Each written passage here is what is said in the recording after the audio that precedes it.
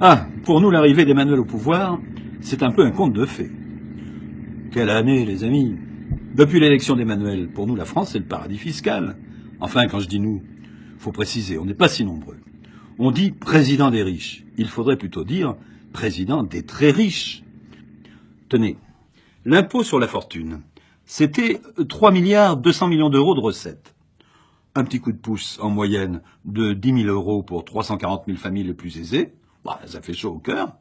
Moi, j'ai touché un petit chèque de 125 000 euros. Pas mal, hein? Autre petit bonheur, la flat tax sur les dividendes et les revenus financiers. Un taux unique à 30%. Et hop, 2 milliards. Et ça s'ajoute aux 2 autres milliards de la taxe sur les dividendes. Pouf, supprimé. On va pouvoir continuer à spéculer tranquille. Oui, c'est vrai, la France est déjà la championne des dividendes en Europe, avec 55 milliards d'euros versés chaque année aux actionnaires. Mais nous, on en veut toujours plus. Et sur ce point aussi, Manu est d'accord avec nous. Vous allez me dire, comment dépenser autant d'argent public alors qu'on nous dit de faire des économies? C'est là qu'Emmanuel est très fort. C'est vous, les salariés, les retraités, qui allez payer. Et ça de 2 façons. Directement en impôts, par exemple avec l'augmentation de la CSG, 2 500 000 retraités vont payer 500 euros de plus par an, sans parler de la baisse des allocs, de la hausse des loyers, du forfait hospitalier, de l'électricité, des prix de l'essence et des cigarettes. Manu, c'est un peu le roi du tour de passe-passe. Un vrai magicien qui reprend d'une main ce qu'il vous donne de l'autre. Je m'explique.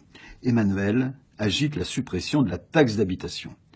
Mais ce qu'il ne vous a pas dit, c'est qu'il n'y a aucune garantie que ces sommes soient compensées pour les collectivités locales. Pire, il demande aux collectivités de faire encore 13 milliards d'euros d'économies sur 5 ans. Du coup, qui va payer les services publics locaux? Le nettoyage des rues? Le ramassage des ordures? La cantine? La crèche? Vous n'avez pas une petite idée? Pareil pour la Sécu. On vous fait miroiter un meilleur salaire net par la baisse de 4 milliards 500 millions d'euros de cotisations en 2018. Mais c'est vous qui les paierez, car la Sécu, elle est financée par les cotisations. Du coup, hop, de nouveaux hôpitaux publics sacrifiés, médicaments moins remboursés, mutuelles plus chères. L'objectif d'Emmanuel, 60 milliards pour les riches, 13 milliards d'euros de moins pour les collectivités, 22 milliards pour l'État et 25 milliards pour la Sécu.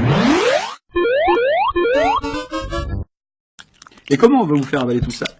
Tout simplement en vous expliquant que plus la table des riches sera garnie, plus les miettes qui en tomberont seront grosses. La théorie du ruissellement, qu'ils appellent ça. Et voilà le travail.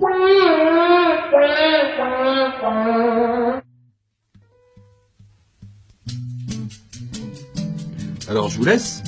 J'ai rendez-vous avec mon conseiller fiscal, vous savez, les 80 milliards qui échappent au fisc chaque année.